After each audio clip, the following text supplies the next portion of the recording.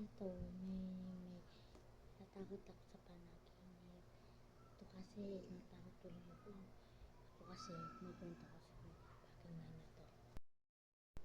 Hi, so, guys, alam nyo ba, kapanaginip ko si Kucho. Dahil yung tumatalon siya. Kumanon siya. Tapos, nakapikit ako, kumanon ako, nahimatay.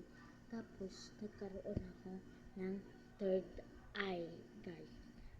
Tapos, guys,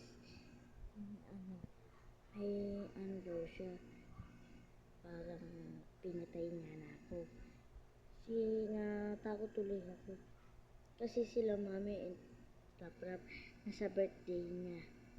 Nasa birthday sila. Ay, nasaran sila pala. Tama rin tuloy ako. So, natakot tuloy ako. Nasa dilim. Ay, sorry guys, kakapanood ko pala mga. Sorry guys, bye.